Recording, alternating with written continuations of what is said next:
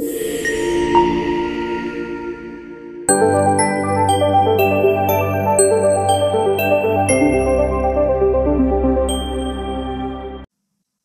Back to nursing Pathsala. Hello my dear students, কেমন আছো তোমরা? একদিন পরই তোমাদের এক্সাম এবং আমি আশা করছি তোমাদের রিভিশন প্রায় কমপ্লিট হয়ে গেছে। এক্সামের জন্য তোমরা কনফিডেন্ট তো? আজকের ক্লাসে তোমাদের জন্য থাকছে 100 মার্কসের একটা কোশ্চেন পেপার তোমাদের রিভিশনের জন্য। তাহলে ঝটপট দেখে নাও আজকের ক্লাসে কি কি কোশ্চেন রয়েছে তোমাদের জন্য। ফার্স্ট কোশ্চেন রয়েছে ফার্মাকোলজি থেকে। অ্যান্টিডোট ফর হেপারিন ইজ, হেপারিনের অ্যান্টিডোট কি? বিভিন্ন ড্রাগের যে সমস্ত অ্যান্টিডোট গুলো রয়েছে সবগুলো মুখস্থ রাখবে, একটা কোশ্চেন এক্সামে আসে। তাহলে হেপারিনের অ্যান্টিডোট হচ্ছে প্রোটামিন সালফেট। এবং ভিটামিন কে রয়েছে, ভিটামিন কে হচ্ছে ওয়ারফারিন। ওয়ারফারিনের অ্যান্টিডোট হিসেবে ইউজ করা হয় ভিটামিন কে। তাহলে হেপারিন এবং ওয়ারফারিন নাম দুটো একই রকমের লাগে। হেপারিনের অ্যান্টিডোট হচ্ছে প্রোটামিন সালফেট এবং ভিটামিন কে হচ্ছে ওয়ারফারিনের জন্য অ্যান্টিডোট হিসেবে কাজ করে। One of the following is most common symptom of opioid toxicity. Opioid toxicity এর জন্য সবথেকে কমন সিম্পটম কোনটা? Constricted pupil, dilated pupil, high fever আর dyspnea. Opioid toxicity তে pupil constricted হয়ে যায়। Which one of the following drugs can cause ototoxicity? Ototoxicity কোন ড্রাগের জন্য হচ্ছে? অ্যাসপিরিন, ডিক্লোফিনেক সোডিয়াম, প্যারাসিটামল আর আইবুপ্রোফেন। তাহলে ওটোটক্সিসিটি, নেফ্রোটক্সিসিটি এগুলো আমরা জানি যে অ্যামাইনোগ্লাইকোসাইড গ্রুপ অফ ড্রাগের মোস্ট কমন সাইড এফেক্ট। তো এখানে তো সেরকম কোনো ড্রাগ নেই, এখানে রয়েছে অ্যাসপিরিন। অ্যাসপিরিনের জন্য কিন্তু ওটোটক্সিসিটি হতে পারে। অ্যামাইনোগ্লাইকোসাইড গ্রুপ অফ ড্রাগ ছাড়াও macrolide group of drug, loop diuretics, antimalarial drug, chemotherapeutic কিছু ড্রাগ এবং এনএসএআইডি এই সমস্ত ড্রাগগুলো কিন্তু ওটোটক্সিসিটি করতে পারে। An injury to upper brachial plexus results in, upper brachial plexus এর ইনজুরির জন্য কি হয়? Klumpke's palsy, phrenic nerve palsy, Erb's palsy এবং facial palsy. Upper brachial plexus বা এটাকে আমরা বলতে পারি যে C5 থেকে C6 নার্ভ, এই জায়গাটায় যদি ড্যামেজ হয় সেখান থেকে এলস পলসি হয়। ফেসিয়াল পলসি তো F7 এ যদি ইনজুরি হচ্ছে, C7 এ ইনজুরি হলে ফেসিয়াল পলসি হচ্ছে। আরেকটা রয়েছে ক্লামকিস পলসি, ক্লামকিস পলসি হচ্ছে C8 বা T1, এগুলোতে যদি ইনজুরি হয় তাহলে ক্লামকিস পলসি দেখা যায়। এডস পলসির ক্ষেত্রে আমরা ওয়েটার স্টিপ পজিশন দেখতে পাই। এডস পলসির ক্ষেত্রে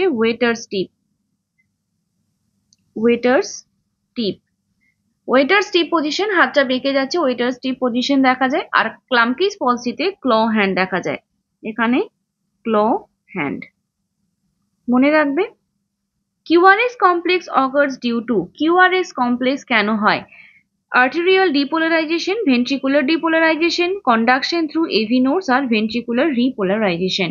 তাহলে PQRS এবং T এই তিনটে থাকে। PQRST আমাদের ইসিজি, PQRST আমাদের ইসিজি, তাহলে সেখানে P ওয়েভ থাকছে, QRS কমপ্লেক্স থাকছে এবং T ওয়েভ থাকছে, এই তিনটে। তাহলে প্রথমটা যখন P ওয়েভ আসছে তখন হচ্ছে আর্টেরিয়াল ডিপোলারাইজেশন, এটা হচ্ছে P ওয়েভ। তারপরে হচ্ছে ভেন্ট্রিকুলার ডিপোলারাইজেশন, যেটা QRS, অর্থাৎ এটার অ্যান্সার হচ্ছে অপশন বি। আর তারপরে টি তে কি হচ্ছে? ভেন্ট্রিকুলার রিপোলারাইজেশন, অর্থাৎ এটা অপশন ডি। বুঝতে পারলে? তাহলে পি ওয়েভের জন্য আর্টেরিয়াল ডিপোলারাইজেশন, QRS এর জন্য ভেন্ট্রিকুলার ডিপোলারাইজেশন আর টি ওয়েভের জন্য হচ্ছে ventricular repolarization. Septicemia is, septicemia বলতে কি বোঝায়? Process of pus formation, spread of toxic product in bloodstream, invasion and multiplication of bacteria in bloodstream R spread of organism in bloodstream। তাহলে দেখো, ব্যাকটেরিমিয়া এবং septicaemia দুটো কনসেপ্ট বলেছিলাম। ব্যাকটেরিমিয়ার ক্ষেত্রে যখন ব্লাডস্ট্রিমের মধ্যে কোনো প্যাথোজেনিক অর্গানিজম প্রেজেন্ট থাকছে সেটা হচ্ছে ব্যাকটেরিমিয়া। আর সেপ্টিসেমিয়া হচ্ছে যখন সেই প্যাথোজেনিক অর্গানিজমের মাল্টিপ্লিকেশন হচ্ছে, ইনভেড করছে, ডিজিজ কন্ডিশন তৈরি করছে, তখন হচ্ছে সেপ্টিসেমিয়া। তাহলে এখানে অ্যান্সার কি হবে? Option 3। Which of the following is an essential fatty acid? Essential fatty acid কোনটা? লিনোলেইক অ্যাসিড, ট্রাইগ্লিসারাইড, কোলেস্টেরল এবং ল্যানোলিন। তাহলে বুঝতে পারছো এসেনশিয়াল ফ্যাটি অ্যাসিড হচ্ছে linoleic acid. Essential fatty acid, non essential fatty acid এবং semi essential fatty acid. তো এই তিনটের যে নাম রয়েছে এবং তার আন্ডারে কি কি পড়ে সেগুলো তোমরা মুখস্থ করবে। এক্সামে নিউট্রিশনের পার্ট থেকে এখানে কোশ্চেন আসে। তাহলে essential fatty acid, semi essential fatty acid এবং নন এসেনশিয়াল ফ্যাটি অ্যাসিডের লিস্ট একটু মুখস্থ করে নাও। Next, The vitamin A supplement administered for prevention of nutritional blindness in children program contains, তাহলে নিউট্রিশনাল ব্লাইন্ডনেস এর যে প্রোগ্রাম হয়, নিউট্রিশনাল ব্লাইন্ডনেস কন্ট্রোল প্রোগ্রাম, তো সেই প্রোগ্রামে আমরা ভিটামিন এ দিয়ে থাকি ব্লাইন্ডনেস প্রিভেন্ট করার জন্য। তাহলে তখন আমরা কতটা ডোজ দিয়ে থাকি, এক্ষেত্রে 2 লাখ ইন্টারন্যাশনাল ইউনিট দেওয়া হয়। ঠিক আছে, আমরা হচ্ছে ভিটামিন এ প্রোফাইল্যাক্সিস দিই 5 বছর পর্যন্ত দিতে থাকি, তাহলে সেখানে প্রত্যেক 6 মাস ছাড়া ছাড়া আমরা ভিটামিন এ ওয়েল দিই। কিন্তু এখানে আমাকে বলেছে যে blindness control program, blindness control প্রোগ্রামের ক্ষেত্রে কিন্তু 2 লাখ ইন্টারন্যাশনাল ইউনিট, এটা standard dose. Next, a 4-year-old baby whose family follows a strict vegetarian diet undergoes a preschool physical examination. The child is likely to have deficiency of, তাহলে 4 বছরের একটা বাচ্চা strict vegetarian ডায়েটে রয়েছে, প্রিস্কুল ফিজিক্যাল এক্সামিনেশনে আমরা কিসের deficiency দেখতে পাবো? তাহলে এটা একটা কমন কোশ্চেন, যেখানে আমরা বলি যে ভেজিটেবল ডায়েট অর্থাৎ ভেগান ডায়েট যদি হয়, যেখানে কোনো অ্যানিমাল প্রোডাক্ট নেই, তাহলে সেক্ষেত্রে ভিটামিন B12 এর ডেফিসিয়েন্সি হয়। তাহলে ভিটামিন B12 এর ডেফিসিয়েন্সি হবে ভেগান ডায়েট যারা নিচ্ছে, যাদের কোনো অ্যানিমাল প্রোডাক্ট যাদের ডায়েটের মধ্যে নেই তাদের জন্য। Amongst the 5 levels of Maslow's hierarchy of needs, which need falls in the of all 5 needs?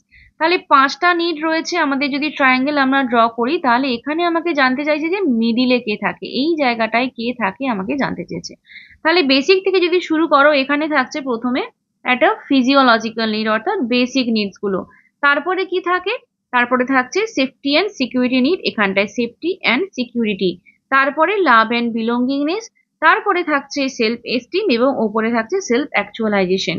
তাহলে মিডিলে কে থাকবে, লাভ অ্যান্ড বিলঙ্গিংনেস, এটা answer option B. Most primitive part of human personality operating according to pleasure principle, তাহলে pleasure principle, reality principle আর হচ্ছে perfection principal, এই 3টে প্রিন্সিপালের উপরে এখানে বলছে যে প্লেজার প্রিন্সিপালের উপরে কে কাজ করে। তাহলে প্লেজারের উপরে কে কাজ করবে, যেটা হচ্ছে আমাদের বেসিক ইনস্টিং অর্থাৎ ইড, ইড হচ্ছে প্লেজার প্রিন্সিপাল, ইগো হলো রিয়ালিটি প্রিন্সিপাল এবং সুপার ইগো হচ্ছে পারফেকশন প্রিন্সিপাল। ঠিক আছে, who is the father of sociology, father of sociology বলা হয় অগাস্টি কমটিকে। এক্সোগ্যামি ইজ ডিফাইন্ড অ্যাজ, এক্সোগ্যামি বলতে বোঝায় যে যখন আমরা আমাদের যে নিজেদের গ্রুপ রয়েছে তার বাইরে ম্যারি করতে পারছি, তাহলে ম্যারেজ আউটসাইড আ গ্রুপ হলো এক্সোগ্যামি, আর উইদিন আ গ্রুপ হচ্ছে এটা হচ্ছে এন্ডোগ্যামি, এন্ডোগ্যামি।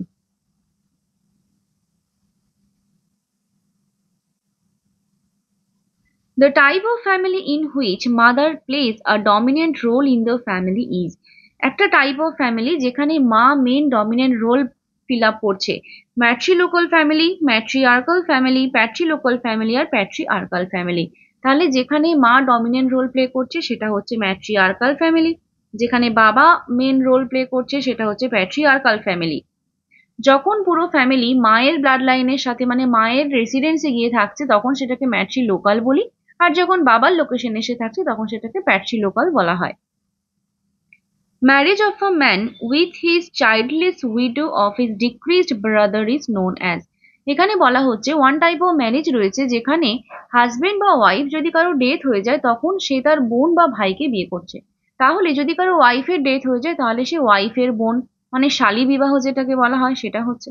আরেকটা রয়েছে তোমার হাজবেন্ড যদি মারা যায় তাহলে হাজবেন্ডের ভাইকে বিয়ে করছে, সেটা হচ্ছে যে তোমার ভাই, তাহলে সেটাকে আমরা বলছি লেভিরেট। ঠিক আছে, সেটা হচ্ছে লেভিরেট, যেখানে ম্যান তার হচ্ছে তার হাজবেন্ড মারা গেলে তার ভাইকে বিয়ে করছে, তাহলে এটা হচ্ছে লেভিরেট। এবং যখন ফিমেলের ওয়াইফ মানে ওয়াইফের বোনকে বিয়ে করা হচ্ছে তখন সেটাকে বলা হচ্ছে সোরোরেট। ঠিক আছে, তাহলে সোরোরেটের ক্ষেত্রে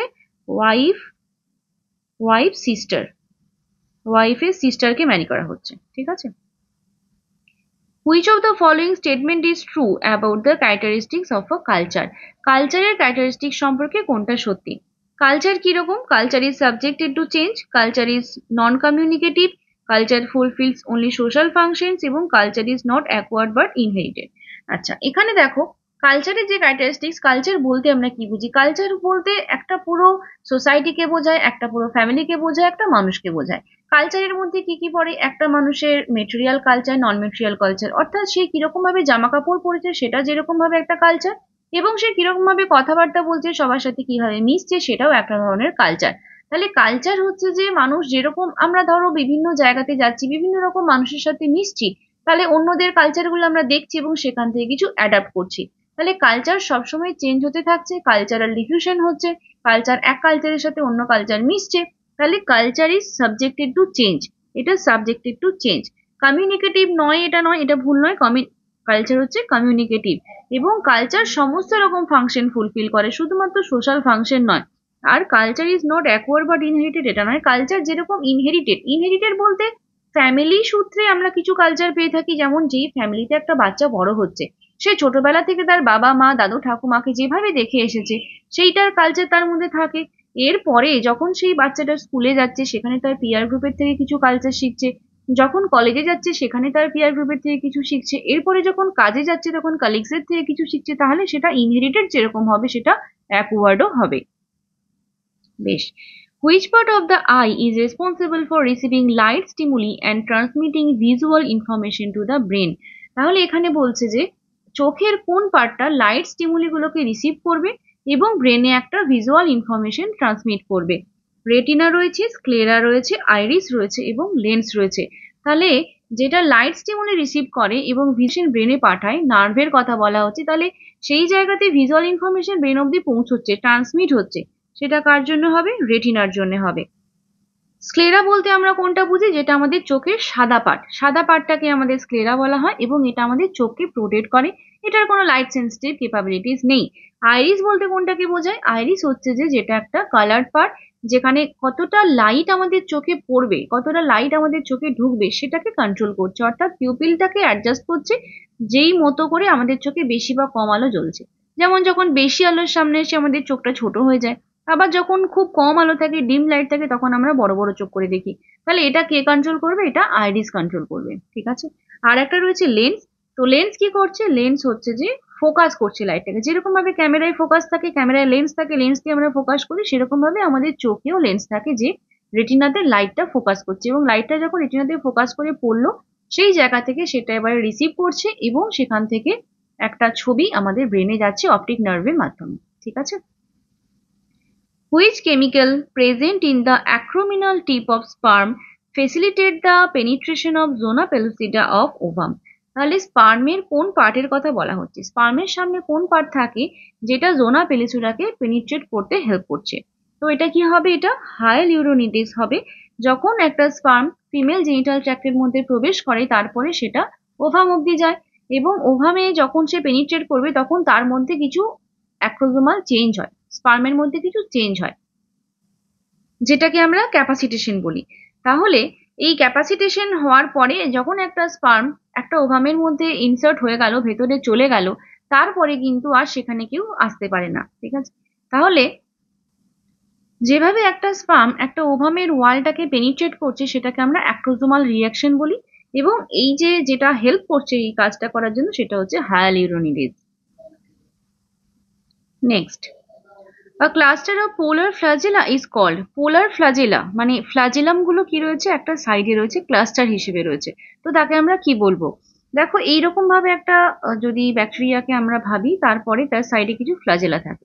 তো যখন এরকম ভাবে এক সাইডে পোলার ফ্ল্যাজেলা থাকে, একটা সাইডে অনেকগুলো টাফট অফ হেয়ারের মতো রয়েছে, তখন সেটাকে আমরা বলছি লোফোট্রিকাস।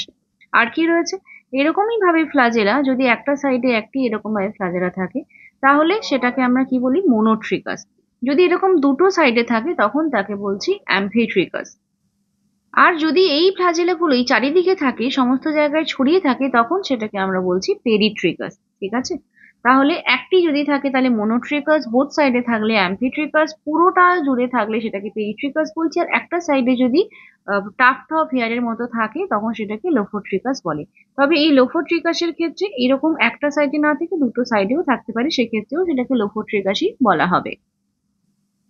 Which of the following is a good cholesterol? Good cholesterol কোনটা? কাইলোমাইক্রনস, এইচডিএল, এলডিএল আর এলডিএল। তাহলে এলডিএল এবং এইচডিএল এর মধ্যে একটু কনফিউশন হয়ে যায়, তো এটাকে তোমরা এইভাবে মনে রাখতে পারো যে এলডিএল মানে হচ্ছে লো কোয়ালিটি আর এইচডিএল মানে হচ্ছে হাই কোয়ালিটি। আমি এইভাবে মনে রাখি, তো তোমরাও এইভাবে মনে রাখতে পারো। এইচডিএল মানে হলো তোমার হাই কোয়ালিটির কোলেস্টেরল, আর এলডিএল মানে হচ্ছে লো কোয়ালিটির কোলেস্টেরল। তাহলে এখানে গুড কোলেস্টেরল বলেছে, অর্থাৎ এটা এইচডিএল হবে। Next, Excessive use of abstract thinking or generalization to decrease painful thinking is painful thinking কে কমানোর জন্য যদি এক্সেসিভ ইউজ করা হয় অ্যাবস্ট্রাক্ট থিঙ্কিং এ বা জেনারেলাইজেশন করা হয় তখন সেটাকে কি বলা হয়? প্রজেকশন, রেশনালাইজেশন, ইন্টেলেকচুয়ালাইজেশন আর ওভার এক্সপ্লেনেশন। প্রজেকশনের ক্ষেত্রে কি হয়, নিজের দোষটাকে আমি একটা অন্য কারোর উপরে প্রজেক্ট করছি, অর্থাৎ আমি যে দোষটা করেছি বা আমি যে ভুলটা করেছি সেটা আমি স্বীকার করছি না, আমি কারোর উপরে দোষটা চাপিয়ে দিলাম, সেটা হচ্ছে প্রজেকশন। রেশনালাইজেশনের ক্ষেত্রে কি হয়, আমি যে দোষটা করেছি সেটাকে আমি ঠিক স্বীকার করছি না, কিন্তু সেটার জন্য কিছু অজুহাত দিচ্ছি, কিছু কারণ খুঁজে বার করছি, সেটাকে রেশনালাইজেশন বলছি। ইন্টেলেকচুয়ালাইজেশনের ক্ষেত্রে বলা হয় যে ইমোশনটাকে সরিয়ে রেখে শুধুমাত্র ব্রেনকে কাজে লাগানো। ঠিক আছে, তাহলে আমি কি করছি যে আমার কোনো একটা, ধরো আমাকে কোনো একটা খারাপ খবর দিচ্ছে, তো আমি সেখানটায় দুঃখ পেলাম বা দুঃখ দেখাচ্ছি, সেটা না করে আমি কি করবো, আচ্ছা তাহলে এরপরে আমাকে কি করতে হবে, তাহলে আমি এখানটায় আমার ইমোশনটাকে সরিয়ে রাখলাম, ইমোশনকে সরিয়ে রেখে জাস্ট আমি লজিক্যাল থিঙ্কিং করে কি অ্যান্সার করতে হয় সেটা করছি। তো এটাকে আমরা ইন্টেলেকচুয়ালাইজেশন বলছি। তাহলে অ্যান্সার এখানে excessive use of abstract thinking বা generalisation to decrease painful thinking. Painful thinking আমরা করছি না, সেটাকে কমিয়ে অ্যাবস্ট্রাক্ট থিঙ্কিং করছি, এটা intellectualisation. Severe muscle wasting, growth failure and loss of subcutaneous fat আর ফিচার্স অফ। তাহলে মাসেল ওয়াস্টিং হচ্ছে, গ্রোথ ফেলিয়ার হচ্ছে এবং সাবকিউটেনিয়াস ফ্যাটের লস হচ্ছে। কোয়াশিওকর রয়েছে, স্কারভি, বেরিবেরি আর ম্যারাসমাস। তাহলে দেখো কোয়াশিওকর এবং ম্যারাসমাস এই দুটোর মধ্যে একটা অ্যান্সার হবে, কারণ স্কারভি বা বেরিবেরি তো ভিটামিনের ডেফিসিয়েন্সির জন্য হয়। তাহলে কোয়াশিওকর এবং ম্যারাসমাসকে মনে রাখবে কি করে? দেখো এখানে মাসেল ওয়াস্টিং এর কথা বলা রয়েছে, আর একটা থাকে যে মুন ফেস এবং হচ্ছে মাঙ্কি ফেস, এই দুটো জিনিস থাকে, মুন ফেস আর মাঙ্কি ফেস। দেখো ম্যানাসমাসে এম রয়েছে এবং এম ফর ম্যানাসমাস এবং এম ফর হচ্ছে তোমার মাঙ্কি ফেস। ম্যানাসমাসের সাথে কানেক্ট করে রাখবে মাঙ্কি ফেসকে, তাহলে মাঙ্কি ফেস মানে সেখানে মাসেল ওয়াস্টিং হয়ে গেল, সাবকিউটেনিয়াস ফ্যাট লস হচ্ছে, বেবি একদম রোগা পাতলা লিগলিগে হয়ে যাচ্ছে। ঠিক আছে, তাহলে সেটা হচ্ছে ম্যারাসমাস, সিভিয়ার মাসেল ওয়াস্টিং থাকছে। কোয়াশিওকরের ক্ষেত্রে ঠিক অপোজিট রয়েছে মুন ফেস, চাঁদের মতো দেখতে হচ্ছে, অর্থাৎ এখানে বাচ্চা গোলগাল হবে, সাবকিউটেনিয়াস ফ্যাট লস হচ্ছে না, এখানে মোটা মানে এখানে ইডিমা প্রেজেন্ট থাকছে, যেই কারণে বাচ্চাকে মোটা লাগছে। ঠিক আছে, কিন্তু এখানেও ডেফিসিয়েন্সি হচ্ছে। ঠিক আছে, তাহলে প্রোটিনের ডেফিসিয়েন্সি হচ্ছে, সেই জন্য ইডিমা হয়ে যাচ্ছে।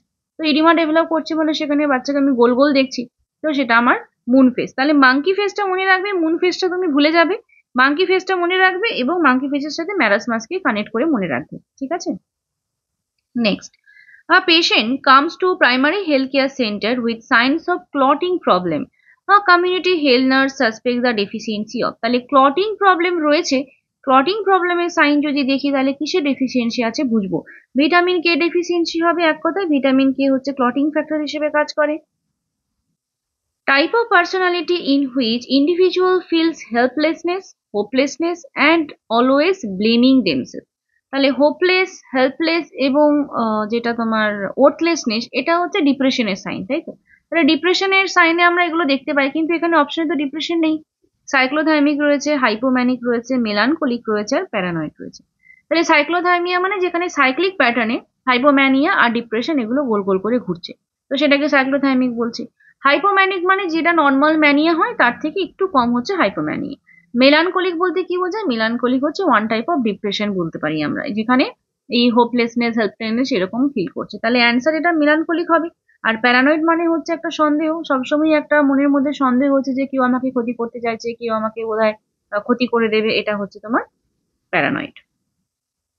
A person wants to acquire wealth in its various forms like home, furniture, vehicles, clothes, jewelries, etc.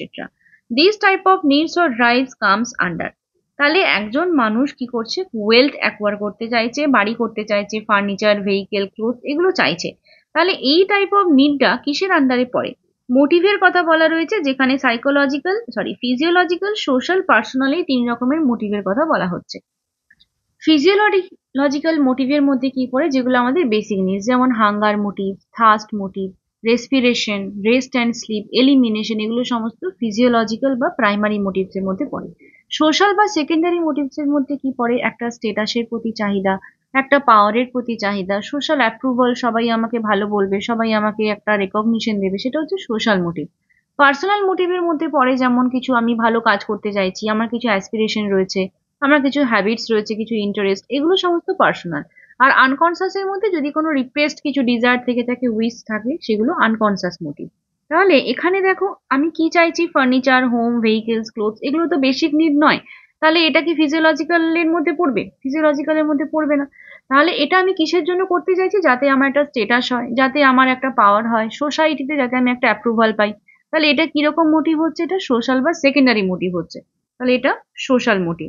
বুঝতে পারলে? তাহলে ফিজিওলজিক্যাল মোটিভ বা তোমার প্রাইমারি মোটিভস, সেটা হচ্ছে তোমার বেসিক নিডস, যেটা ম্যাসলোস হায়ারার্কি অফ নিডস এর একদম লাস্টে পড়ছে, সেগুলো।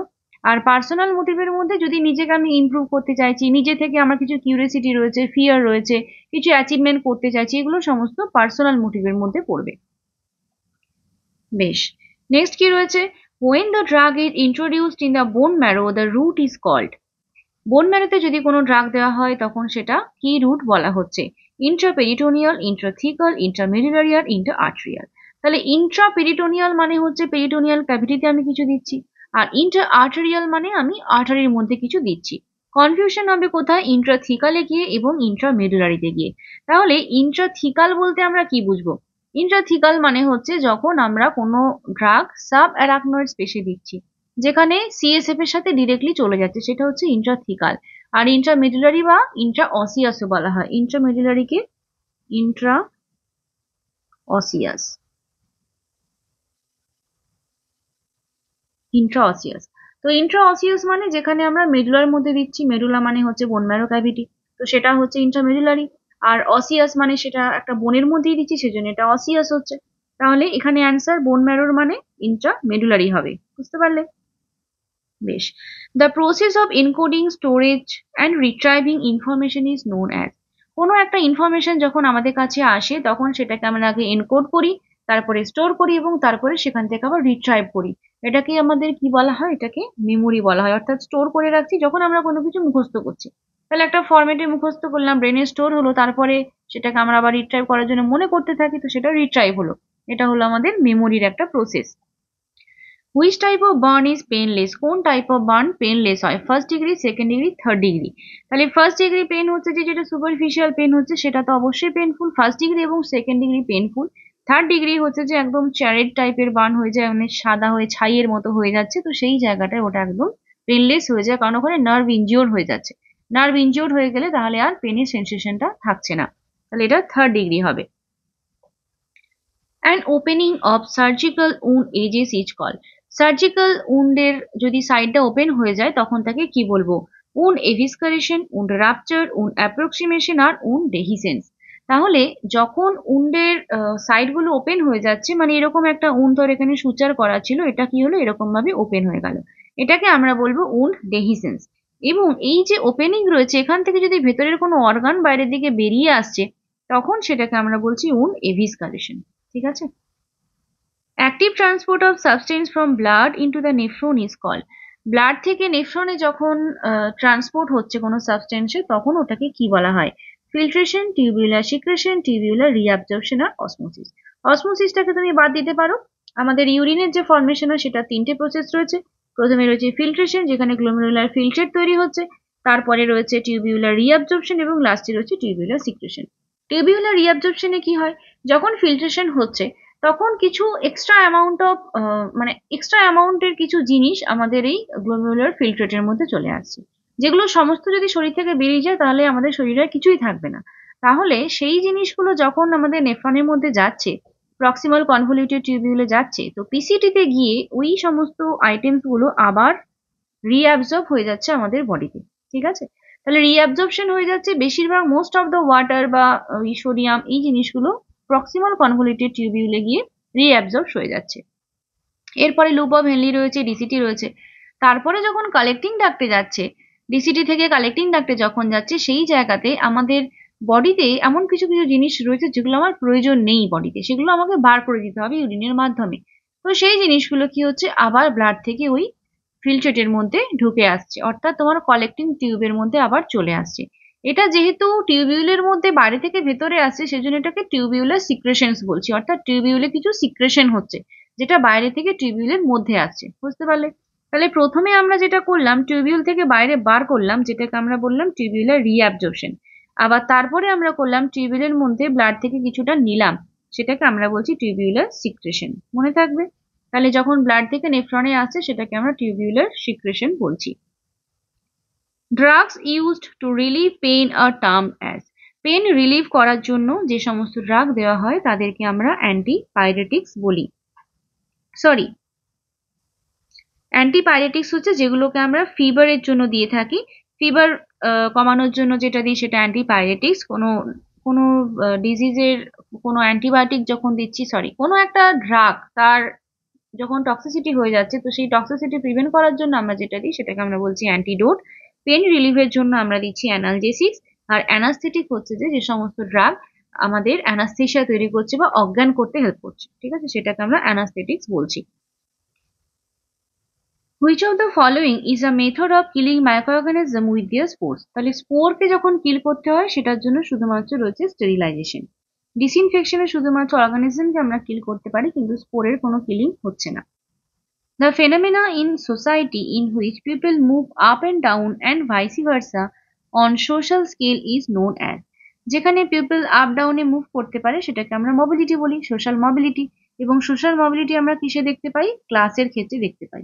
কাস্টের ক্ষেত্রে কোনো মোবিলিটি নেই, ক্লাসের ক্ষেত্রে ভার্টিক্যাল এবং হরাইজন্টাল মোবিলিটি রয়েছে। Norms, values, roles of society are called as, সোসাইটির মধ্যে কিছু নর্মস রয়েছে, ভ্যালুস রয়েছে, কিছু রোলস রয়েছে, তো সেগুলোকে কি বলা হয়?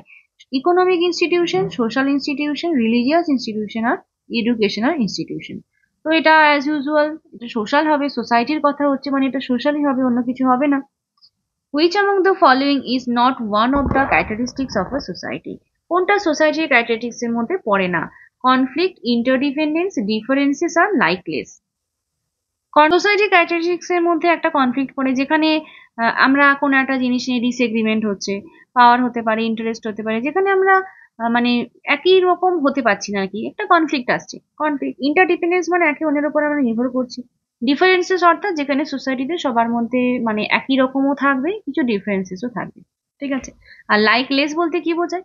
লাইকলেস বলতে বোঝানো হচ্ছে যে লাইকনেস মানে হচ্ছে একই রকম, আর লাইকলেস মানে এখানে বলছে যে কোনোটাতেই কোনো কমন গ্রাউন্ড থাকবে না, সবই আলাদা আলাদা হবে, তো সেটা তো হওয়া পসিবল নয়, তাহলে এটা লাইকলেস হবে অ্যান্সারে। A social group with we feeling and living in a given area is, living in a given area বলতে আমরা কমিউনিটি বুঝি, কিন্তু এখানে আবার একটা উই ফিলিং এর কথাও বলা হচ্ছে, তাহলে উই ফিলিংও থাকবে এবং গিভেন এরিয়ার মধ্যেও থাকবে, তাহলে দুটো যদি একসাথে ভাবতে হয় তাহলে সেটা ফ্যামিলি হবে। Each time a client is scheduled for a therapy session, she develops headache and nausea. The nurse might interpret this behavior as, তাহলে ক্লায়েন্টের যখনই একটা শিডিউল করা হচ্ছে থেরাপি তখনই তার নজিয়া, হেডেক এগুলো তৈরি হচ্ছে। এটা কি রকমের behaviour? Conversion, reaction formation, projection আর সাপ্রেশন। তাহলে কনভার্সন বলতে আমরা বুঝি যে যখন মেন্টাল স্ট্রেসের কারণে কোনো ফিজিক্যাল সাইন সিমটমস দেখা যায়। তাহলে প্রত্যেকবার যখন আমরা একটা শিডিউল করছি থেরাপির জন্য, তো থেরাপিটা পেশেন্টের মেবি নিতে পছন্দ হচ্ছে না বা তার একটা স্ট্রেস হচ্ছে থেরাপির কথা ভেবে, তো সেই জন্য তার একটা হেডেক এবং নজিয়া দেখা যাচ্ছে, তাহলে সেটাকে আমরা কনভার্সন বলতে পারি। Intelligent quotient is IQ, IQ হচ্ছে mental age divided by chronological age into 100, তাহলে এটা option D. A nurse must be aware that eating maize alone may lead to, শুধুমাত্র যদি মেজ খাওয়া হয় তাহলে কিসের ডেফিসিয়েন্সি হবে এবং তার জন্য কি ডিজিজ হবে? এটাতে নিয়াসিন হয়, নিয়াসিনের জন্য, নিয়াসিনের ডেফিসিয়েন্সির জন্য পেলেগ্রা হয়, তাহলে শুধুমাত্র মেজ যদি খাওয়া হয় তাহলে নিয়াসিনের ডেফিসিয়েন্সি হবে, যার জন্য পেলেগ্রা হবে। Most common monosaccharide in human diet, human ডায়েটের সব থেকে কমন মনোস্যাকারাইড কোনটা? ফ্রুক্টোজ, গ্লুকোজ এবং গ্যালাক্টোজ হচ্ছে most common monosaccharide in human diet.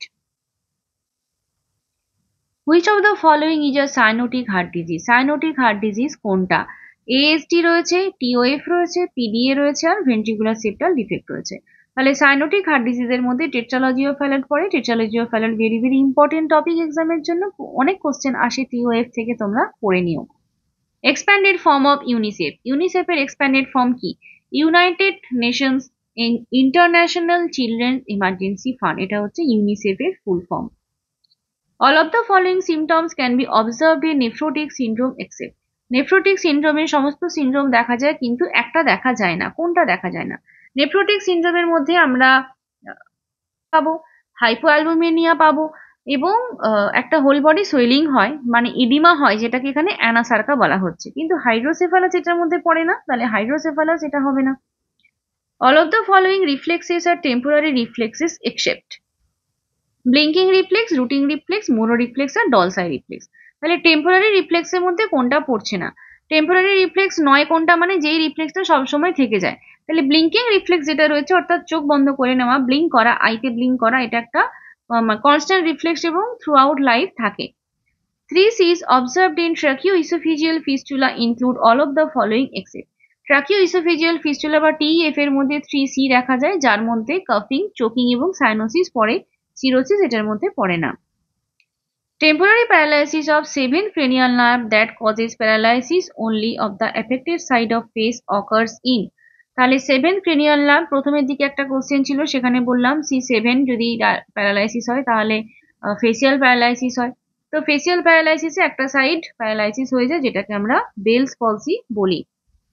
Which of the following is a sign of dehydration in neonate? নিওনেটের ক্ষেত্রে ডিহাইড্রেশনের সাইন কোনটা? Depressed fontanelle, bulging fontanelle, hypocalcaemia আর হাইপারক্যালসিমিয়া। যদি ডিহাইড্রেশন হয় সেখানে আমরা ডিপ্রেসড ফন্টানেলি পাবো। যদি হাইড্রোসেফালাস থাকে বা ইন্টারক্রেনিয়াল প্রেশার ইনক্রিজ করে, সেক্ষেত্রে আমরা বালজিং ফন্টানেলি পাবো। Flag sign is observed in. Flag sign কোথায় দেখা যায়? ফ্ল্যাগ সাইন দেখা যাচ্ছে কোয়াশিওর করে। Anterior fontanelle gets closed by the age of. Anterior fontanelle কবে ক্লোজ হচ্ছে? 1 to 2 month, 4 to 6 month, 9 to 12 month এবং 12 to 18 months। তাহলে অ্যান্টেরিয়র ফন্টানেলি ক্লোজ হয়ে যাবে 12 থেকে 18 মাস, 1.5 বছর বয়সের মধ্যে অ্যান্টেরিয়র ফন্টানেলি ক্লোজ হয়ে যায়। আর যেটা আমাদের পোস্টেরিয়র ফন্টানেলি থাকে ব্রেগমা, সেটা কিন্তু 1.5 মাসের মধ্যে ক্লোজ হয়ে যায়, অর্থাৎ ওটা 18 উইকস আর এটা 18 months. Which of the following are component of under 5 clinic? Under 5 ক্লিনিকের কম্পোনেন্ট কোনগুলো? Under 5 ক্লিনিকের মধ্যে growth monitoring, care in illness, family planning, health education সবগুলোই থাকে। তাহলে এটা বোথ A and B হবে। Babies usually achieve neck holding at the age of. Neck holding কত বছর বয়সে ডেভেলপ করছে? নেক হোল্ডিং ডেভেলপ করবে 3 মাস বয়সে। 3 মাসে বেবি নেক হোল্ডিং হয়ে যায়। A nurse is preparing to administer fluid replacement therapy to a burn patient. Which formula is the best for determining fluid requirement? Fluid requirement এর জন্য বেস্ট ফর্মুলা হচ্ছে পাকলেন formula. পাকলেন ফর্মুলাতে 4 ml into total body surface area burn into weight দিয়ে calculate করা হয়। এটাতে আমরা কি calculate করি? প্রথম 24 ঘন্টায় একটা বার্ন পেশেন্টকে কতটা ফ্লুইড দিতে হবে সেই হিসেবটা পাকলেন ফর্মুলা থেকে আমরা করি। A nurse is caring for a patient who is undergoing a splenectomy for idiopathic thrombocytopenic purpura। তাহলে ITP, ইডিওপ্যাথিক থ্রম্বোসাইটোপেনিক পারপিউরা। তাহলে স্প্লিনেক্টমির একটা পেশেন্টের থ্রম্বোসাইটোপেনিক পারপিউরা হয়েছে। তো পোস্ট অপারেটিভ ইন্টারভেনশনে মোস্ট কমন কি থাকবে? Ventilation, specific splenectomy vaccination, bleeding precaution and monitoring urine output. Ventilation এবং urine output এই দুটো তো হবে না। বাকি তোমার এই স্পেসিফিক স্প্লিনেক্টমি ভ্যাকসিনেশন এবং ব্লিডিং প্রিকশন নিয়ে কনফিউশন রয়েছে। তবে এক্ষেত্রে দেখো, একটা যদি আমি ভ্যাকসিনেশন করি তাহলে সেটা তো ভ্যাকসিনেশনের জন্য ইমিডিয়েট এফেক্ট কিছু হয় না, ভ্যাকসিনেশনের একটা ডিলেড এফেক্ট হয়। কিন্তু যদি ব্লিডিং হওয়ার একটা টেন্ডেন্সি থাকে তাহলে ব্লিডিং প্রিকশন আমাকে আগে নিতে হয়। তাহলে সেই জন্য এটার অ্যান্সার আমার প্রায়োরিটিতে ব্লিডিং প্রিকশনস হবে। Which of the following condition is most likely associated with type 2 hypercapnic respiratory failure? তাহলে টাইপ 2 রেসপিরেটরি ফেলিয়ার কথা বলা হচ্ছে, কোন কন্ডিশনটা এটার সাথে অ্যাসোসিয়েটেড রয়েছে? Pulmonary embolism, severe pneumonia, COPD and asthma আর ইন্টারস্টিশিয়াল লাং ডিজিজ। এটার অ্যান্সার সিওপিডি এবং অ্যাসমা হবে। The phase in which the lining cells of the ovarian follicles are stimulated by luteinizing hormone to develop the corpus luteum to produce progesterone and estrogen is। তাহলে ovarian ফলিকলের stimulation হচ্ছে luteinising হরমোনের দ্বারা এবং corpus লিউটিয়ামের development হচ্ছে। তাহলে corpus লিউটিয়ামের development হচ্ছে oestrogen এবং progesterone produce করার জন্য। তো এটা কিসের জন্য হবে? এটা কোন ফেজে হবে? Menstrual proliferative secretorial follicular. তো এটা হচ্ছে আমাদের সিক্রিটরি ফেজে। মেনস্ট্রুয়াল সাইকেলে যে 4টে স্টেজ রয়েছে এটা ইম্পর্টেন্ট রয়েছে। এখান থেকে কোশ্চেন আসে কোন সাইকেলে, মানে কোন ফেজে কি হয়, কোন ফেজে কোন কোন হরমোন ইম্পর্টেন্ট রয়েছে। তো এই জায়গাটা তোমরা একটু দেখে নাও। Measurement from lower border of symphysis pubis to the center or midpoint of promontory of the scapula is to know the pelvic capacity is known as। তাহলে এখানে আমরা সিম্পাথিস পিউবিস এরকম করে ড্র করেছিলাম, আর এখান থেকে স্যাক্রাল প্রমোটারি থেকে যাচ্ছে। এখানে লোয়ার বর্ডার অফ সিম্পাথিস পিউবিসের কথা বলা রয়েছে, এই যে এই জায়গাটা। তাহলে লোয়ার বর্ডার অফ সিম্পাথিস পিউবিসে কি হয় বলেছিলাম, আগের ভিডিওতেই বলেছি। তো এটা হচ্ছে diagonal conjugate. The relation of the various parts of the fetus to one another is called. একে অন্যের যে মানে একটা অর্গানের সাথে অন্য একটা অর্গান বা বডির যে অ্যাটিটিউড রয়েছে তার সাথে একটার সাথে অন্যটার যে রিলেশন তাকে আমরা ফিটাসের অ্যাটিটিউড বলি। লাই অর্থাৎ ফিটাস কিভাবে রয়েছে, লংগিচুডিনাল লাই হয় আর ট্রান্সভার্স লাই হয়। প্রেজেন্টেশন অর্থাৎ কোন পার্টটা, যদি আমরা পিভি এক্সামিনেশন করি তাহলে প্রথমে কোন পার্টটা পাবো সেটা হচ্ছে আমার প্রেজেন্টেশন। যেমন ভার্টেক্স প্রেজেন্টেশন থাকে, ব্রো প্রেজেন্টেশন থাকে, ফেস প্রেজেন্টেশন থাকে, এগুলো হচ্ছে প্রেজেন্টেশন। আর অ্যাটিটিউড হচ্ছে যে একটা ভেরিয়াস পার্টস অফ ফিটাসের মধ্যে যে রিলেশনগুলো কিরকম ভাবে রয়েছে, ফ্লেক্সড অ্যাটিটিউডে রয়েছে, এক্সটেন্ডেড রয়েছে, এটা। আর position of the foetus, position বলতে এরকম পজিশন তো হয় না, লাই, প্রেজেন্টেশন, অ্যাটিটিউড, এই জিনিসগুলো হয়। প্রেজেন্টিং পার্ট থাকে, কোনটা সামনে আসে সেই প্রেজেন্টিং পার্ট, সেটাও একটা থাকে। আচ্ছা, নেক্সট বলছে টর্চ ইন্ডিকেটস। টর্চ যে ইনফেকশন হয় ডিউরিং প্রেগনেন্সিতে তার মধ্যে কি কি পড়ে। টর্চের মধ্যে পড়বে টক্সোপ্লাজমা, রুবেলা, সাইটোমেগালোভাইরাস আর হারপিক সিমপ্লেক্স। তাহলে আর ভিতরে যে ওটা রয়েছে সেটা মানে হচ্ছে আদার্স। তাহলে টক্সোপ্লাজমা, রুবেলা, সাইটোমেগালোভাইরাস আর হারপিক সিমপ্লেক্স মিলিয়ে হচ্ছে torch infection. A client arrives at the hospital at 38 weeks gestation with profuse vaginal bleeding. She states that it occurs suddenly without any contraction. Which condition may the client be experiencing that requires immediate notification of the healthcare provider? তাহলে আমার কাছে কি কি clue রয়েছে। First হচ্ছে এটা 38 weeks এর জেস্টেশনে vaginal bleeding নিয়ে এসেছে, এবং তারপর বলছে সাডেনলি শুরু হয়েছে, কোনো কন্ট্রাকশন নেই। আচ্ছা, তাহলে এখানে আমরা কি করব। সাডেন যদি একটা ব্লিডিং হয় তাহলে সেখানে দুটো জিনিস থাকে, একটা হচ্ছে প্লাসেন্টা প্রিভিয়া এবং আরেকটা হচ্ছে প্লাসেন্টা অ্যাব্রাপসিও প্লাসেন্টা। তো এবার অ্যাব্রাপসিও প্লাসেন্টা এবং প্লাসেন্টা প্রিভিয়ার মধ্যে ডিফারেন্স দুটো থাকে। প্লাসেন্টা প্রিভিয়াতে যে ব্লিডিং যেটা হয় সেটা ফ্রেশ ব্লাডের ব্লিডিং হয় এবং সেখানে কোনো পেন থাকে না। আর যেটা অ্যাব্রাপসিও প্লাসেন্টা থাকে সেখানে ডার্ক ব্লিডিং হয় এবং সেখানে একটা পেন প্রেজেন্ট থাকে। তাহলে এখানে বলছে কোনো কন্ট্রাকশন ছাড়াই সাডেনলি ব্লিডিং শুরু হয়েছে, মানে আমরা ধরে নিতে পারি যে এখানে কোনো পেন নেই। তাহলে এটা কি হবে, প্লাসেন্টা প্রিভিয়া হবে। আর যদি হচ্ছে যে পেন প্রেজেন্ট থাকতো, ডার্ক রেড কালারের ব্লিডিং থাকতো, তাহলে সেটা অ্যাব্রাপসিও প্লাসেন্টা হতো। Next, cystic proliferation of chronic epithelium, chorionic epithelium is known as. chorionic epithelium এ যদি সিস্টিক প্রলিফারেশন হয় তাহলে সেটাকে আমরা কি বলবো। প্রলিফারেশন যদি হয় সেটাকে আমরা হাইড্রোডিফর্ম মোল বলি, যেখানে ভেসিকিউলার মোলও বলা হয়, যেখানে একটা স্নোস্টর্ম অ্যাপিয়ারেন্স দেখা যায়, আঙুরের থোকার মতো পুরো এন্ডোমেট্রিয়ামটা হয়ে যাচ্ছে। ঠিক আছে, তো এটা একটা মোল ফর্মেশন হয়। During labour station 1 indicates that the presenting part is. যদি আমরা +1 স্টেশন থাকে লেবারের সময় তাহলে প্রেজেন্টিং পার্টে কি দেখতে পাবো, slightly below the ischial spine, slightly above the ischial spine, high in the first pelvis আর অন দ্য পেরিনিয়াম। +1 মানে হচ্ছে slightly below the ischial spine, আর যদি -1 থাকতো মানে এখনো উপরে আছে, slightly above the ischial spine হতো। ঠিক আছে, তাহলে এটা হচ্ছে slightly below the ischial spine. The condition where the uterus turns inside out is called. যদি ইনসাইড আউট মানে ভেতরটা বাইরের দিকে বেরিয়ে চলে আসে সেটাকে আমরা ইউটেরাইন ইনভার্সন বলি। ইনভার্সন মানে হচ্ছে উল্টে যাওয়া, ভেতর থেকে বাইরে চলে এসছে। কখন হতে পারে, ধরো তুমি থার্ড যে term, first stage, second stage, third stage management করছো, সেখানে প্লাসেন্টা বার করছো কিন্তু প্লাসেন্টা এখনো সেপারেশন হয়নি, কিন্তু তুমি সেটা না বুঝতে পারে জোরে পট ধরে টানলে, তাহলে সেখানটায় পুরোপুরি ইউটেরাস শুদ্ধ বেরিয়ে চলে আসতে পারে, যেটাকে ইউটেরাইন ইনভার্সন বলে। এক্ষেত্রে হিউজ ব্লিডিং হয় এবং পেশেন্টের লাইফ রিস্ক হয়ে যায়। An infection which is present in an individual but not sufficient to result in a disease is called as. একটা ইনফেকশন যেটা ইন্ডিভিজুয়ালের মধ্যে প্রেজেন্ট রয়েছে কিন্তু তার মধ্যে কোনো ডিজিজ তৈরি করতে পারছে না, তাহলে সেটাকে আমরা কি ইনফেকশন বলবো, ল্যাটেন্ট, ক্লিনিক্যাল, সাবক্লিনিক্যাল আর সেকেন্ডারি। যদি ডিজিজ তৈরি করতে না পারে তাহলে সেটাকে সাবক্লিনিক্যাল ইনফেকশন বলা হয়। সাবক্লিনিক্যাল অর্থাৎ ক্লিনিক্যাল হচ্ছে না, কোনো সাইন সিমটমস দেখাচ্ছে না, ডিজিজ তৈরি হয়নি। For calculation of incidence, denominator is taken as. Incidence calculate করার জন্য ডিনোমিনেটর কি নেওয়া হয়, একটা রয়েছে নিউমারেটর এবং একটা রয়েছে ডিনোমিনেটর। মনে রাখবে নিউমারেটর থাকে উপরে, ডিনোমিনেটর থাকে নিচে। তাহলে ঐকিক নিয়মে যে আমরা অঙ্ক করি তার নিচে ডিনোমিনেটর থাকে ভাবতে পারি। তো যখন ইনসিডেন্স ক্যালকুলেট করছি তখন নিচে কি থাকবে, টোটাল পপুলেশন, মানে নিচের সংখ্যাটা বড় হবে, টোটাল পপুলেশন বা টোটাল যে জিনিসটা, টোটাল ইনসিডেন্স, টোটাল কেস, এই জিনিসগুলো। তো এখানে ইনসিডেন্স যেহেতু হচ্ছে, তাহলে পপুলেশন আর রিস্কটা হচ্ছে নিচে থাকবে, এবং ওপরে হচ্ছে যে যেটা তোমার যেই মানে যেই কেসটাকে নিয়ে আমরা স্টাডি করতে চাইছি, মানে ধরো এই ডিজিজটা কতগুলো জনের হয়েছে, যাদের রিস্ক আছে সেটাকে আমরা নিচে রাখলাম, এবং উপরে রাখবো যে কতজনের ডিজিজটা তৈরি হয়েছে। ঠিক আছে, এটা ভাবে আমরা ইনসিডেন্স করব। The continuous systematic collection, analysis and interpretation of health related data needed for the planning, implementation and evaluation of public health practice is known as, তাহলে continuous systematic collection, analysis হচ্ছে এবং interpretation হচ্ছে health data। তো এটাকে আমরা কি বলবো, incidence, monitoring, surveillance আর community assessment.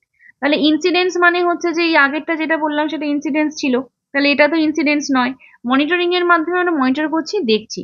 আর যেখানে ডেটা কালেকশন হচ্ছে, অ্যানালিসিস এবং ইন্টারপ্রিটেশন হচ্ছে, সেটাকে আমরা সার্ভাইলেন্স বলে থাকি। তাহলে এটা হচ্ছে সার্ভাইলেন্স। সার্ভাইলেন্সের ক্ষেত্রে অ্যাক্টিভ সার্ভাইলেন্স থাকে, প্যাসিভ সার্ভাইলেন্স থাকে আর সেন্টিনেল সার্ভাইলেন্স থাকে। অ্যাক্টিভ সার্ভাইলেন্স বলছি যেগুলোতে আমরা ডিরেক্টলি ডেটা কালেকশন করছি, সেগুলো অ্যাক্টিভ সার্ভাইলেন্স। যেমন ধরো হেলথের যে ধরো আমরা হসপিটালে কাজ করছি, তাহলে প্রত্যেক দিন যে ডেথ হচ্ছে, ডেথের সাথে সাথে কোন ডিজিজের জন্য কারো ডেথ হলো বা কোন ডিজিজের জন্য কতজন আক্রান্ত রয়েছে তার জন্য প্রত্যেকটা একটা রিপোর্ট হয়, তাহলে সেগুলো হচ্ছে অ্যাক্টিভ সার্ভেইলেন্স।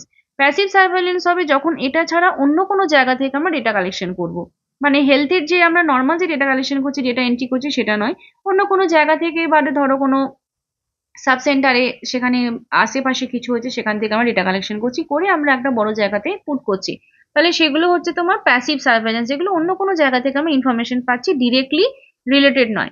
আর সেন্টিনেল সার্ভেইলেন্স হচ্ছে মিসিং কেস, যেগুলো একটা আধটা হচ্ছে, যেগুলো মিস হয়ে যাওয়ার সম্ভাবনা রয়েছে, সেগুলো সার্ভের মাধ্যমে আমরা বার করতে পারি, সেগুলোকে সেন্টিনেল সার্ভেইলেন্স বলা হয়।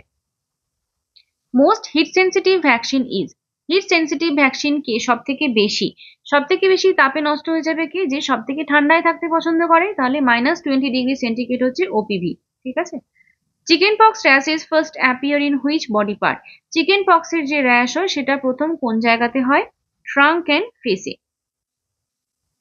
The following infection is transmitted by tick, tick দিয়ে বা টিক টাইফাস দিয়ে কোন ডিজিজটা হচ্ছে, টিক দিয়ে হয় কায়াসনুর ফরেস্ট ডিজিজ।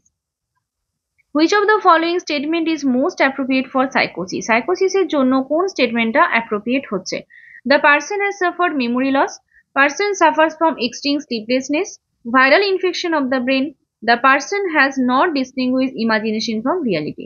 তাহলে সাইকোসিস মানে এক কথায় আমরা মনে করতে পারি যে এখানে একটু পাগলামি রয়েছে, তাহলে পাগলামি রয়েছে তে মেমোরি লস নাও হতে পারে, স্লিপলেসনেস নাও থাকতে পারে, কোনো ইনফেকশন নাও থাকতে পারে, কিন্তু কোনটা ইমাজিনেশন কোনটা রিয়েলিটি সেটাকে কিন্তু মানুষ বুঝতে পারবে না, সেই কারণেই তো সে পাগলামিটা করছে, তাই না? হ্যালুসিনেশন হচ্ছে, পেশেন্টের কিছু ডিলিউশন থাকছে, তো এগুলো সাইকোসিসে দেখতে পাবো, তাহলে এটার অ্যান্সার অপশন ডি হবে। An acquired global impairment of intellect, memory and personality without impairment of consciousness is termed as, তাহলে ইন্টেলেক্ট, মেমোরি আর পার্সোনালিটির চেঞ্জ হচ্ছে কিন্তু কনসাসনেস এর কোনো চেঞ্জ হচ্ছে না, এটাকে আমরা বলি, এটা জাস্ট ডিমেনশিয়া ডেফিনেশন তুলে দেওয়া রয়েছে, যেখানে ইন্টেলেক্ট, মেমোরি, পার্সোনালিটি এগুলো চেঞ্জ হয়ে যাচ্ছে কিন্তু কনসাসনেস এর কোনো অল্টারেশন হচ্ছে না। কনসাসনেস এর অল্টারেশন কোথায় দেখতে পাবো, ডেলিরিয়ামের ক্ষেত্রে দেখতে পাবো। Which of the following is not a part of Bloor's 4A? Bloor's এর 4 এর মধ্যে কোনটা পড়ে না? Bloor's এর 4 এর মধ্যে কি কি রয়েছে? অ্যাম্বিভালেন্স রয়েছে, অ্যাসোসিয়েটিভ লুজেনিং রয়েছে, অটিস্টিক থিঙ্কিং রয়েছে, অ্যাফেক্টিভ ডিস্টারবেন্স। তাহলে অ্যাভলিশনটা কিন্তু ব্লুয়ার্স এর 4 এর মধ্যে পড়ে না, এটা তবে একটা 4 এর মধ্যে, মানে ব্লুয়ার্স এর 4 এর মধ্যে পড়ছে না, কিন্তু সিজোফ্রেনিয়ার নেগেটিভ সিমটমস এর মধ্যে পড়বে। এবং অ্যাভলিশন মানে হচ্ছে কোনো কাজ করার ইচ্ছে থাকছে না, মানে পেশেন্টের মনে হচ্ছে যে কোনো কাজই করার যে একটা ইচ্ছে থাকে, ভলিউশন বা ইচ্ছে, সেই ইচ্ছেটা চলে যাচ্ছে। A schizophrenic patient is suspecting his faithful partner or infidelity, faithful partner of infidelity বা extramarital affair। তো এরকম একটাই টাইপ রয়েছে যেখানে সিজোফ্রেনিক পেশেন্টের মনে হচ্ছে যে আমার যে পার্টনার রয়েছে সে আমার সাথে ট্রুথফুল নয়, কোনো একটা এক্সট্রাম্যারিটাল অ্যাফেয়ার রয়েছে। তো এটা হচ্ছে ডিলিউশন অফ ইনফিডিলিটি, যেখানে এই পার্টিকুলারলি ইনফিডিলিটিতেই মনে হয় যে আমার পার্টনার আমার সাথে আনফেথফুল। বাকি নিহিলিজমের ক্ষেত্রে মনে হচ্ছে এই ওয়ার্ল্ড এক্সিস্ট করে না, আমার এই বডি পার্ট এক্সিস্ট করে না, কোনো কিছুই এক্সিস্ট করে না, এটা হচ্ছে delusion of nihilism. Delusion of grandiosity মানে সমস্ত কিছু নিজেকে এক গ্র্যান্ড মনে করছে, নিজেকে বড় মনে করছে, মনে হচ্ছে আমার কাছে প্রচুর পাওয়ার রয়েছে। এটা হচ্ছে delusion of grandiosity. Delusion of persecution মানে সবসময় একটা সন্দেহ যে সবাই আমার ক্ষতি করে দিতে চাইছে। A person has run away from home, adopting a new identity with complete amnesia about his earlier life. This disorder is known as। তাহলে একটা নতুন আইডেন্টিটি অ্যাডাপ্ট করছে এবং কমপ্লিট অ্যামনেশিয়া হয়ে যাচ্ছে আর্লিয়ার লাইফ সম্পর্কে। এই ডিসঅর্ডারকে আমরা কি বলবো? Dissociative fuse, multiple personality disorder, dissociative amnesia, conversion disorder. তাহলে ডিসোসিয়েশন তো হচ্ছে, কিন্তু এখানে বলছে যে এই যে রান অ্যাওয়ে ফ্রম হোম, এই রান অ্যাওয়ে ফ্রম হোমটা শুধুমাত্র ডিসোসিয়েটিভ ফিউজের ক্ষেত্রেই দেখা যায়। A mild form of bipolar disorder in which a person has mood swings over a period of years that go from mild depression to mild elation is known as। তাহলে mood swings হচ্ছে 1 বছরের বেশি সময় ধরে এবং mild ডিপ্রেশনের সাথে mild elation alternatively আসছে। তো এটাকে আমরা কি বলবো? ডিসথাইমিয়া, সাইক্লোথাইমিয়া, কনভার্সন নাকি পার্সোনালিটি ডিসঅর্ডার? তো সাইকেলের যখন প্যাটার্নে চেঞ্জ হচ্ছে সেটাকে সাইক্লোথাইমিক ডিসঅর্ডার বলে। আর ডিসথাইমিক ডিসঅর্ডারের ক্ষেত্রে শুধুমাত্র মাইল্ড ডিপ্রেশন দেখা যায়, যেটা অ্যাডাল্টদের ক্ষেত্রে মিনিমাম 2 বছর এবং বাচ্চাদের ক্ষেত্রে মিনিমাম 1 বছর থাকবে। In a client with OCD, the rituals performed by the client will help too। যখন ওসিডি হচ্ছে তখন যে সমস্ত রিচুয়ালস গুলো ক্লায়েন্ট করছে তাতে মানে কেন করছে, সেটা করে তার কি সুবিধে হচ্ছে, এটা করে তার কি হয়, একটা অ্যাংজাইটি যেটা রয়েছে সেই অ্যাংজাইটিটা কন্ট্রোল হয়। মানে যখনই আমার মনে হচ্ছে যে আমি বোধহয় দরজাটা দেখিনি, লাগাইনি, তালা বন্ধ করতে ভুলে গেছি, তখনই সে একবার গিয়ে চেক করে নিচে যাচ্ছে কি হচ্ছে, তার যে অ্যাংজাইটি হচ্ছে সেই অ্যাংজাইটিটা তার মিটে গেল। ঠিক আছে, তাহলে এটা অ্যাংজাইটি কন্ট্রোল করতে হেল্প করছে। In which of the following vaccine cold chain must be maintained? কোন ভ্যাকসিন কোন ভ্যাকসিনের জন্য কোল্ড চেনকে অবশ্যই মেনটেন করতে হবে? Kill vaccine, live vaccine, toxoid আর সিরাম। তাহলে এটা কি হবে? কোল্ড চেন মেনটেন করতে হবে সবসময় লাইভ ভ্যাকসিনের জন্য। কিল ভ্যাকসিন যেহেতু মৃত, তাহলে মৃত ভ্যাকসিনের জন্য আমার অতটা টেনশন নেই, তার কোনো ক্ষতি হবে না। যেগুলো লাইভ ভ্যাকসিন রয়েছে, যেখানে লাইভ ব্যাকটেরিয়া রয়েছে বা লাইভ কিছু অ্যান্টিজেন্স রয়েছে, সেগুলোর জন্য আমাকে কোল্ড চেন মেনটেন করতে হবে, আদারওয়াইজ ওগুলো নষ্ট হয়ে যাবে এবং ওটা নষ্ট হয়ে গেলে ভ্যাকসিনটা যেটা আমি দেবো সেটা কিন্তু আর এফেক্টিভ হবে না। Characteristics of play seen in autistic child. Autistic child কিরকম খেলা পছন্দ করে? সেলফ সেন্ট্রিক, কোঅপারেটিভ, অ্যাসোসিয়েটিভ আর এক্সপ্লোরেটিভ। সেলফ সেন্ট্রিক মানে নিজের সাথে নিজে খেলা, একা একা খেলাধুলো করছে, সেখানে আর অন্য কেউ নেই, তাহলে সেটাকে সেলফ সেন্ট্রিক প্লে বলবো। কোঅপারেটিভ প্লে অর্থাৎ যখন একে অন্যের সাথে মিলেমিশে খেলা করছে। অ্যাসোসিয়েটিভ প্লে মানে অ্যাসোসিয়েশনে খেলছে, আর এক্সপ্লোরেটরি প্লে মানে কিছু এক্সপ্লোর করছে সেটা। What is the meaning of right occipito posterior position? তাহলে রাইট অক্সিপিটো পোস্টেরিয়র, তাহলে এই ROP, ROA এরকম ভাবে তোমরা কিছু দেখতে পাও, তাই না? LOP, LOA, তারপর LOT, এরকম ভাবে কিছু কিছু জিনিস তোমরা বিভিন্ন জায়গাতে দেখবে। তাহলে এটার মানে কি? রাইট অক্সিপিটো পোস্টেরিয়র পজিশন মানে হচ্ছে যে অক্সিপুট যেটা রয়েছে, বেবির অক্সিপুট অর্থাৎ আমার বেবির মাথার পেছন দিকটা, বেবির যে অক্সিপুট রয়েছে সেটা কোথায় রয়েছে?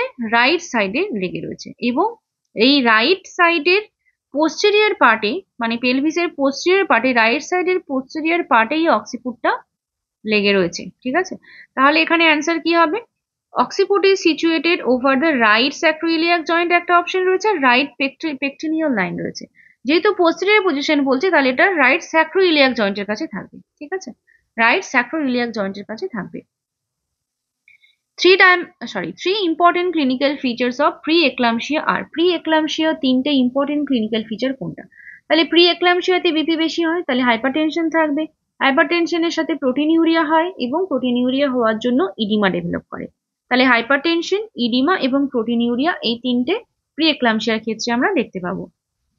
During sonography snowstorm appearance is seen in. এটা আমি অলরেডি বলে দিয়েছি, স্নোস্টোম অ্যাপিয়ারেন্স কোথায় দেখতে পাবো?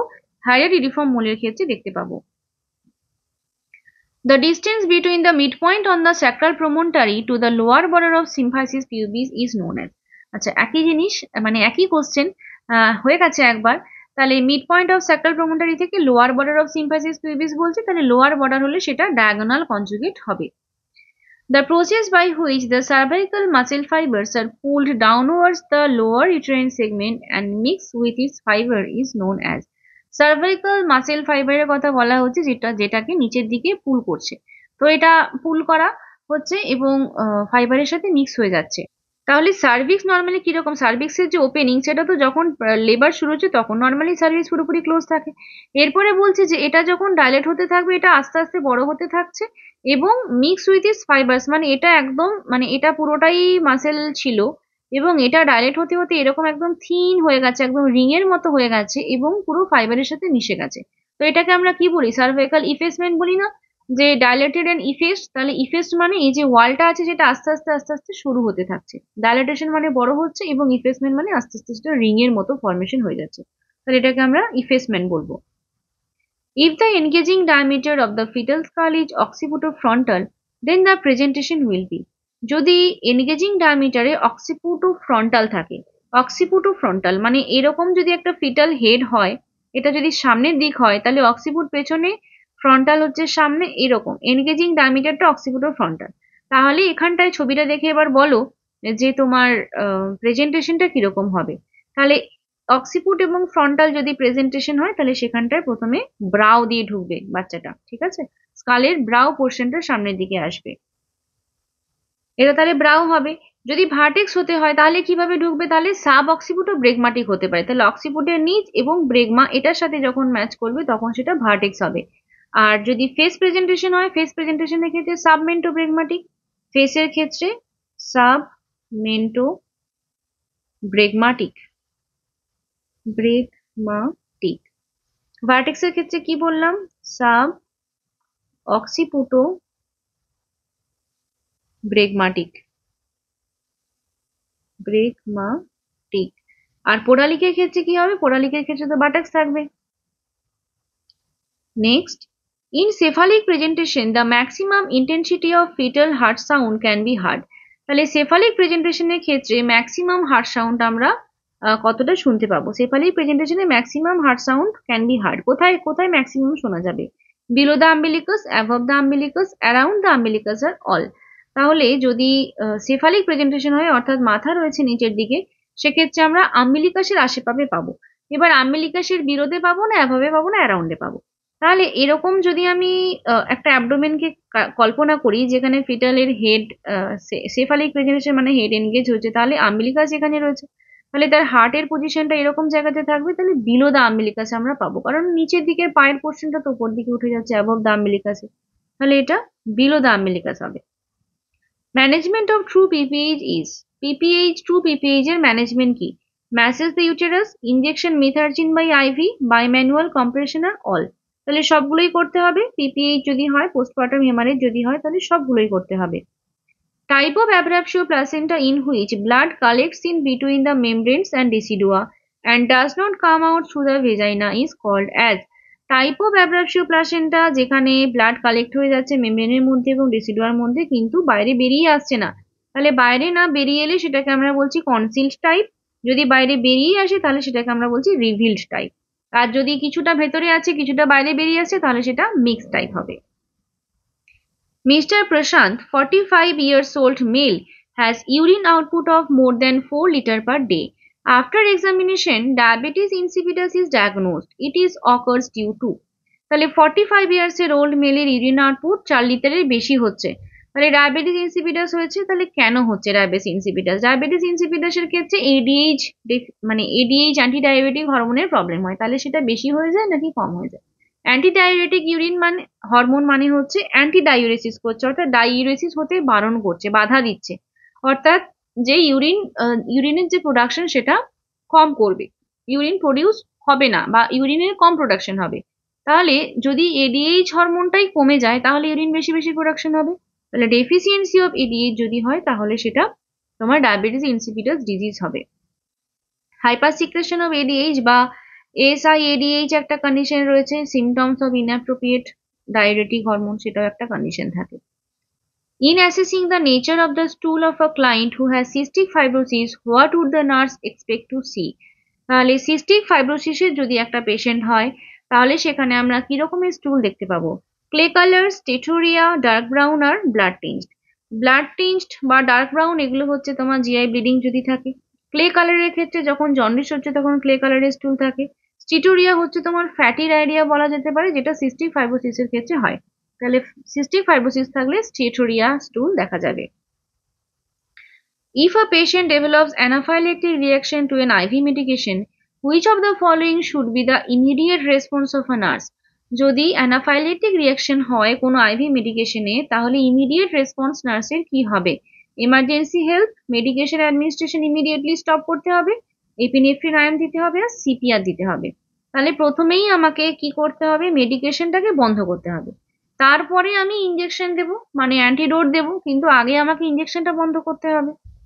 Pin rolling tremor is classical features of, pin rolling tremor কিসের ক্লাসিক্যাল ফিচার্স এর মধ্যে পড়ে? এটা হচ্ছে পার্কিনসন ডিজিজের মধ্যে তুমি পাবে পিন রোলিং ট্রেমর। অর্থাৎ সবসময় মনে হবে যে ইন্ডেক্স ফিঙ্গার এবং থাম্বের মধ্যে কিছু একটা রাউন্ড টাইপের কিছু রয়েছে যেটা কিছু রোল করে চলেছে। Taste sensation from posterior 1/3 of tongue is conveyed by, posterior 1/3 এর টেস্ট সেন্সেশন কনভে করছে গ্লসোফেরিঞ্জিয়াল নার্ভ। ফেসিয়াল নার্ভ রয়েছে, এটা হচ্ছে অ্যান্টেরিয়ার 2/3 এর কন্ট্রোল করছে, আর হাইপোগ্লসাল নার্ভ যে রয়েছে সে তোমার টাঙের মুভমেন্ট করতে হেল্প করছে, টেস্টের কোনো ভূমিকা নেই। Triad of symptoms in nephrotic syndrome include all except, nephrotic সিন্ড্রোমের মধ্যে কোন সিমটমস গুলো থাকবে এক্সেপ্ট? তো প্রোটিনিউরিয়া থাকে, হাইপোঅ্যালবুমিনেমিয়া থাকে এবং ইডিমা থাকে। ওয়েট লস এখানটায় হয় না। ট্রায়াড সিমটমস এর মধ্যে ওয়েট লস থাকে না, যেহেতু ইডিমা হচ্ছে সেই জন্য একটু ওয়েট গেইন হতে পারে nephrotic সিন্ড্রোমে। Which among the following is the most specific marker for the diagnosis of acute myocardial infarction? MI এর কেসের ক্ষেত্রে স্পেসিফিক মার্কার কি? এমআই যদি হয়, আমরা যদি সাসপেক্ট করি যে চেস্ট পেন হচ্ছে, এমআই হতে পারে, তাহলে আমরা কি টেস্ট করি? আমরা ট্রপটি করি না, তাহলে ট্রোপোনিন টেস্ট করছি, তাহলে ওটাই সব থেকে প্রমিনেন্ট বা স্পেসিফিক মার্কার। তাহলে ট্রোপোনিন হচ্ছে সব থেকে স্পেসিফিক মার্কার, যেটা থেকে আমরা মায়োকার্ডিয়াল ইনফেকশনটাকে আইডেন্টিফাই করতে পারি। An inflated sense of one's own importance is seen in which of these personality disorder? Inflated own importance মানে নিজের ইম্পর্টেন্সটাকে একটু বেশি বাড়িয়ে বাড়িয়ে বলা। তাহলে এটা আমরা কোথায় দেখতে পাবো? কোন পার্সোনালিটি ডিসঅর্ডারে দেখবো? অ্যান্টি সোশ্যাল, অর্থাৎ যে অ্যান্টি সোশ্যাল কাজকর্ম করছে।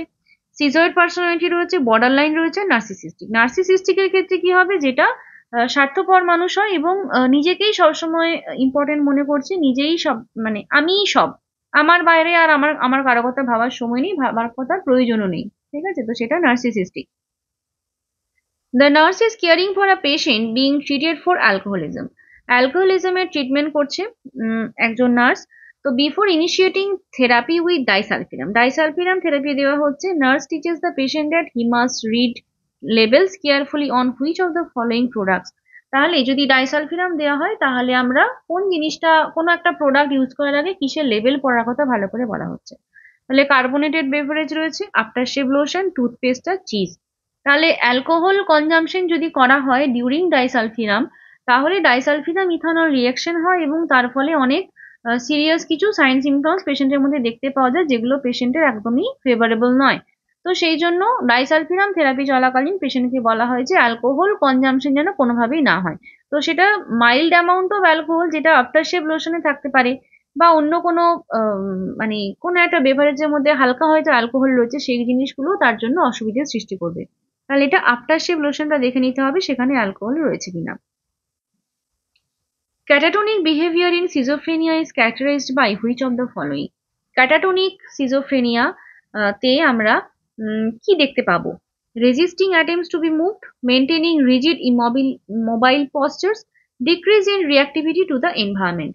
তাহলে ক্যাটাটনিক বিহেভিয়ারের ক্ষেত্রে আমরা সবগুলোই দেখতে পাবো। ক্যাটাটনিক স্টুপার হয় এবং ক্যাটাটনিক এক্সাইটমেন্ট হয়।